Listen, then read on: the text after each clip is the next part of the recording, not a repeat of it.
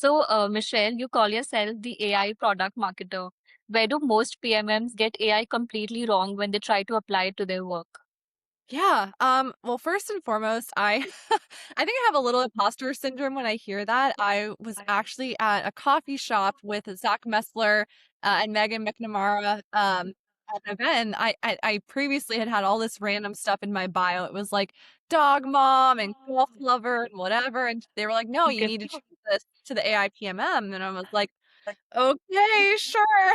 Um, so kudos to them, but it's cool because it is something obviously like I'm super passionate about. I love digging into. I've like really gotten my hands dirty and trying everything. So that's kind of first and foremost, like setting the stage. I love AI, but I call myself an enthusiast, not an expert. So we'll kind of lay the groundwork there. So because of that, and because I've tried so many things similar, to you, I started off as a founding and solo product marketer, and I had to try all these things to like do my job better. Right. Yeah. I had to like do more with less. I hate that phrase, but it's true to, show like our company was a lot bigger than we were as a solo product marketer. And so a lot of things that I learned what to do and not do with AI as a product marketer. Maybe first and foremost is like don't think about AI as like the end to everything, right? That is your starting point, that is your draft, that is your V1, whatever you want to call it. Some people say AI can take you to 80%. I say like maybe 60%. Like there's so much more of that human piece part that you need to focus on. You need to refine, you need to do it. So as a product marketer, you can't just do, I don't know, a campaign brief, a launch outline, a blog post, whatever, and just say, blah, blah, blah, here, chat GPT, like build it for me and be done. Like you can't do that. So Yeah. that's one side is don't use AI as like your endpoint, use it as your starting point. But then on the other side of the spectrum are people that are like too afraid to really dig into AI and maybe they're just doing, prompting and just talking to Chat GPT. I really encourage those people to dig a little bit deeper because it's one thing to use AI to do prompts. It's another thing to use it well, right? And I think it's like, I don't know, learning anything as an adult. Like I was learning to Yeah. golf and I hated it and I was like, I'll never do this and this is the worst. And I had to start learning with AI, right? Like it's hard, it's scary, it's frustrating. Yeah. You do something wrong, the output sucks, and you're like, "Oh my god, this is the worst." But once you, get better, like I did with golf, like then you end up loving it and it saves you time and it's just like so amazing that you want to keep doing it. So keep Yeah. that in mind. You're not going to break anything. If you're like not sure you want to try it for work, like do it for something personal, make an itinerary for a trip or something like try out those things. I think you'll really fall in love with it. And then the third piece of advice that I have for PMMs, especially if you're early in your career, don't try to use AI to like automate something or do a workflow that you haven't done yourself manually. So if you've Hmm. never manually had to create like a battle card, something that's very standard, if you will, do it manually first. Do the research, make the outline, do all the things before you do AI because you won't, unless you've done that, you won't know if the output's actually good or not. You're like, well, here's the output. Cool. No, is it good? Is it bad? Is it helpful? Or is it Yeah. pulling what the competitor is saying about you, right? Like you have to know these things. So Yes. number three.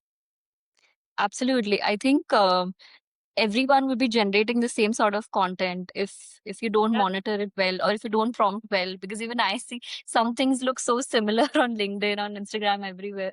It It's feels like I just read this somewhere, and that sort of feeling kicks in.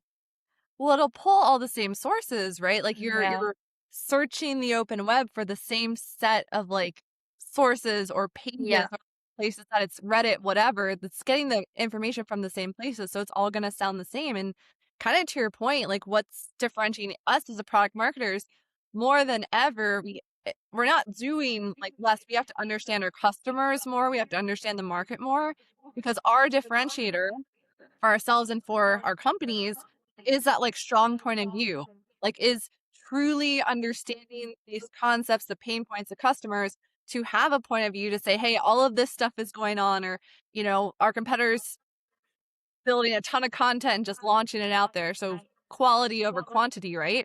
But having that like unique point of view of like, this is what it means for you as a customer, and a strong point of view on that is just so much more powerful than it ever was before. So Exactly. I think just what you said, that you need to use it properly, or you need to try to make it use to your particular, things and assets that are there. So, what does actually using AI well in marketing look like, yeah, I mean, according to you? there's so many different ways to use it, which I think maybe is part. It's like analysis paralysis, right? It's like, where do I even start?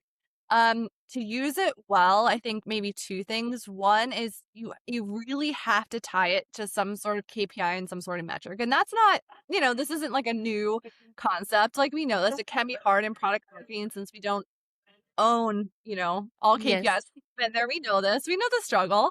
Um, Yeah. but you have to tie it back to something in a world where, there's this perception that AI can steal our job potentially. You have to say, no, it's not going to take my job, but I can use AI to move the needle as a human, as a person. I can use it intelligently, use it effectively to make some sort of impact in my company. You have to be really, really clear now more than ever what that impact is. So that's more of like, I don't know, your conceptual how to use AI in the Yeah. landscape of, showing value to the executives. Again, not a new concept, but you can explain how you use AI to do something faster, better, whatever. So that's one thing. And like I said before, don't do something that you haven't done yourself. That's number two. Yes. Um, and number three, be really cognizant about like the information that you're putting in. So we all talk about the importance of like your context, right? Like, what are you giving AI to build the deliverables that you're asking it for?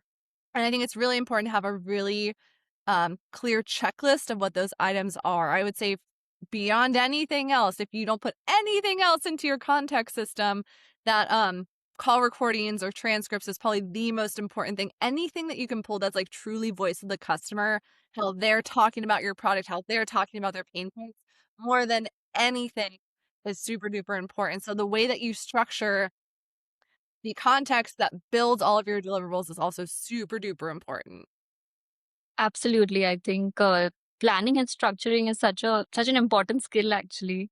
Yes, yeah, right, and it can take Yeah. like, back to, learning golf, like, it can take a lot of time to set up, but once you get it, once you, like, have that good drive on the golf course, it's like addicting, it's like, "Oh, I know I can do these really cool things," and that's what we wanna do, so, like, I just finished, Elliot Rayner's storytelling cohort, for example, and he did a Okay. really good job, kinda like, we know storytelling is a part of the job, but it's almost like a back to basics, a reminder of how powerful storytelling is and emotion is, and it's funny, I love my mother, she knows I, like, work in AI, right? That's like she knows that, but so she sent me a text the other day, and it was like, "Here are 4 things that AI isn't good at." I'm like, "Ah, mom, this is so lovely," and it's true. It's like, emotion and nuance and things Yeah. like that. So, you know, if you need to remind yourself why you are good at your job, text your mom apparently. Yes, absolutely. That reassurance is so important that you're good enough. Yes, yeah, all the time, always. Yeah. So, Google is now penalizing AI slop and rewarding genuine usefulness. Does that change how B2B SaaS companies need to think about their content strategy entirely? I mean, I'm, like, thrilled that this is happening personally because I think we all see it. Like you said, all the content sounds the same. It's written the same, it Yes. has the same big ideas. I'm honestly thrilled because historically, content is king, and the more content you had, and even kind of in an SEO world, um, it was just like, who's actually reading this? Why is this actually important? Is this actually helpful again for our customers? So I think it's a good reminder and almost like a pushback to say, whoa, everyone needs to slow down. You can't, I mean, even this morning, I'm like scrolling through LinkedIn and everyone says, here's an agent to build, 20 blogs in 5 minutes based on topics on Reddit. I'm like, again, okay, cool. Like, do those blog posts say anything? Is that actually help? Is that what your readers and your customers want to even hear? Like, great, you got out 20 blog posts. Now show me the ROI on that. Is it bringing more traffic? Is it bringing more engagement? Like, so what? And so I don't know. I think two things are happening. One is changing. how I'm like kind of an emphasis of back to basics of the content that we're putting out. In so many cases, unfortunately, I've seen a lot of content marketers, being laid off because they think AI can take over their jobs and they can't. Like I will write an ebook and I'll still reach out to like my own content manager and say, "Hey, can you review this?" Because like I don't trust, Yeah. there's so many M dashes or whatever it is, right? So like I say that because I think there's again, it's back to this pendulum swing. There's this like pressure from, board members, shareholders, CEO friends for a CEO to like replace people with AI because it's cheaper. Like there's like that pressure to make that happen. So layoffs are happening. I think quickly people will realize that that's not the right move because of all the things that make us human, that they'll need to hire people back to do that, right? I mean, another horror story, but a learning lesson too.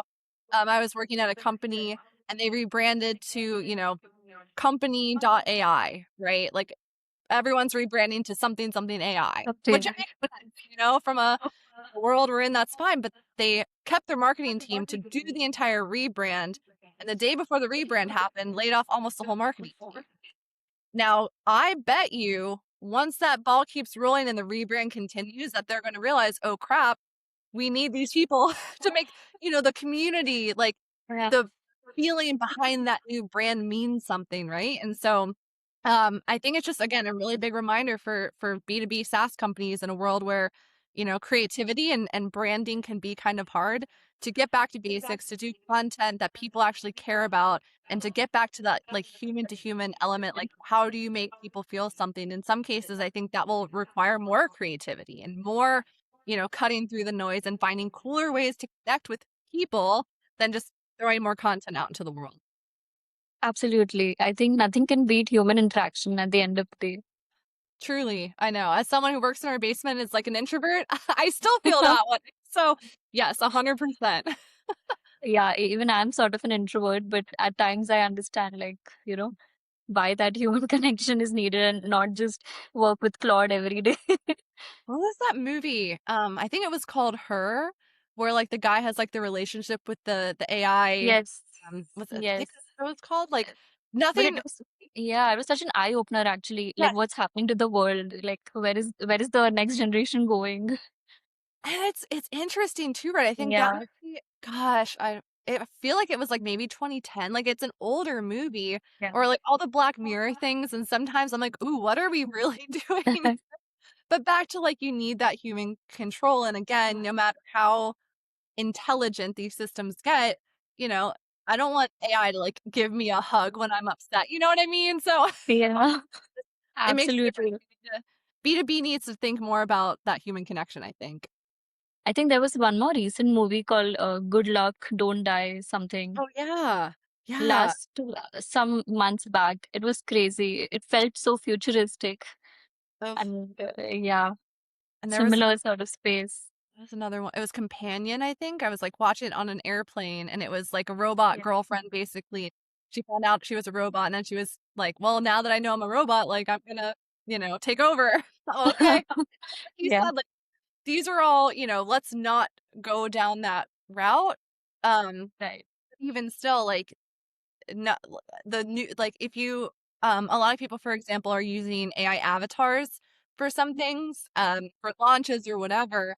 And it's interesting because even though that's getting better, for example, you still don't have like the natural, I don't know, pauses or filler words or like the, I don't know, hand. Obviously, I talk a lot with my hands, so you don't have the hand gestures that are like natural in that way. And Yes, so, no matter how good I think AI gets, like again, that point of view, that strong opinion, that human element is so deeply important. absolutely. So you're a data whisperer, like you described yourself that way. In a world where every marketer has access to the same data, what separates the one who actually makes decisions from the ones who just make dashboards? Yeah. So I love the world that we live in now. I was actually on a panel for an event in New York City about like is data killing creativity in marketing, right? Which is a very interesting concept, which I think, there's pros and cons to both sides, of course. I think a couple things. One, like we mentioned before, like data is not your competitive edge anymore. Again, if you're, asking for a battle card to be created in Claude or ChatGPT, or everyone's going to get the same results because they're pulling from the same sources on the internet, right? So like you have to think creatively about where is this data coming from and where can I do something differently. Now, what is really cool about the world we live in is that it's becoming easier to speak with your data, to have conversations with your data, right? So there's this concept of MCP or Model Context Protocol that you can link something like a Claude to your dashboard, to Tableau, to your customer data platform, whatever, and have conversations. So, hey, why did my customer retention fall, 10% last quarter? Or, my traffic to my website's down 20%. Why do you think that is? Like you can have conversations, not only to ask questions about your data, but to also build a dashboard. So, hey, I want to see, what our Q4 revenue looked like from pipeline to conversion to upsells, right? Like you can actually ask AI to build these things and do these things. So it's honestly easier than ever to interact with the data, but I would encourage people to try and dig a little bit deeper, not just to build your dashboards and see what the data shows, right? What the real goal in all of this is like, what are those blind spots, right? What is the data not telling you? The other Hmm. thing about AI is that it's like geared to agree with you, right? So if you're like, oh, our retention must be down because of pricing, right? And the CRM, salespeople always put that cost because of price, right? But do we really like? You have to press AI on that. They just want to agree with you, like, oh yeah, you lost because of price. You should change your whole Yeah. pricing. Well, like, hold up, like dig a little bit deeper. What is it not telling me? And there's a bunch of prompts and like ways that you can dig a little bit deeper. Things like show me the recency versus the frequency of comments that or tell me the top three things that are being said by just our power users, so the people that have logged in the most, right? There's prompts that you can do to dig a little bit deeper because of the conversational aspect that we can have with the data now. And so that's like your goal is when you find those blind spots, oh, I didn't think about that, or you find something new that like I can research a little bit deeper. So my advice on that is if AI is telling you what you already know, you're not looking deeply enough. You're going to dig a little bit deeper and you will find something that will really turn into something interesting or potentially a competitive differentiator. I bet we should tell AI to do this. It Uh, can't do it. be like, dig deeper, look inward to yourself. And it's like, wait, what? Okay, what? This is not in my OKR. Yeah. Right. Well, here's what's interesting. I don't know how recently you've been in Claude, but I'll ask it like to do something, right? I don't know, to write a blog post or something. Now it's actually automatically pushing back and asking me questions about my audience or like how, thought leadership versus how technical. Yes. Like yeah. So it's interesting that in Yeah. some ways it's almost doing the push prompting for you. Yeah. And you just have to be very aware of like what is it asking, why is it asking, and what more can you do to not just have the Yes. same output as everyone else. But it is interesting. Like, I don't Yeah. know. Right. So PMM sits at the intersection of product, marketing, and sales, but you add data to that mix. Is data literacy now a non-negotiable skill for any PMM in 2026? So I don't know. That's a little bit of a hot take. I don't think it's ever been like I don't think it's ever been optional. Like I always think it's been foundational, but also really, really hard for product marketers, right? Because you see, sales has their own dashboard, CS has a dashboard, marketing operations has a dashboard. Like there are ways to cut the data that has really made sense for those teams. And like we've said, PMM owns everything and nothing at the same time. It's really hard with this data literacy concept because we don't have numbers that we're specifically tied to. Now, I think um, what's cool about AI and again about the data literacy is one, it has become easier, but two, a really cool example I've seen, Hattie, the PMM, Hattie does a lot of stuff. Okay, everyone knows Hattie, of course. Gosh, I want to say it was like maybe more, like 3 or 4 months back. And she posted something about asking AI to build a KPI dashboard for product marketers that was actually quite good.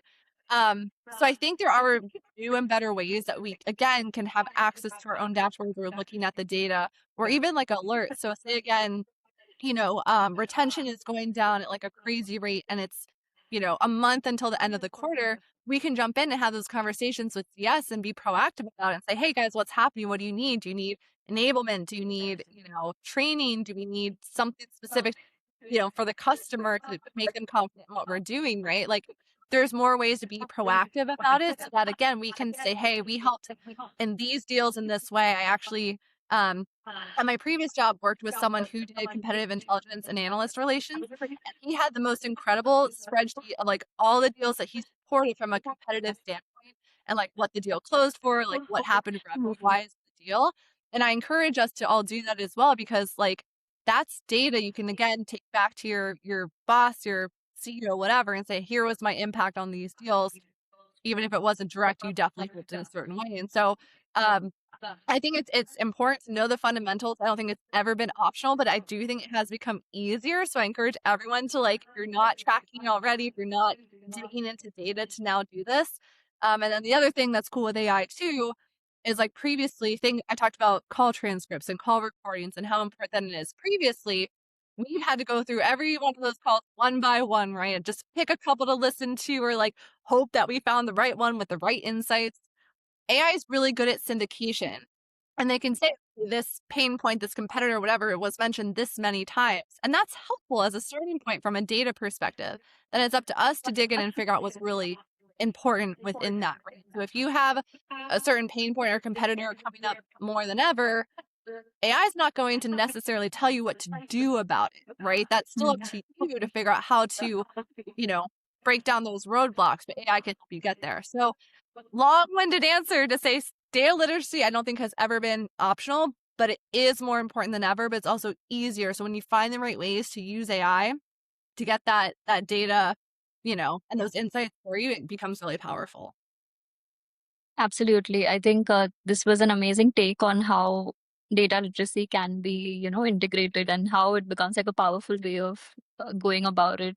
So amazing insights. I love to have the conversation with you. It was so fresh. I feel like a very fresh take on AI, a very fresh take on the other topics as well. I love it. Yeah, thank you for having me.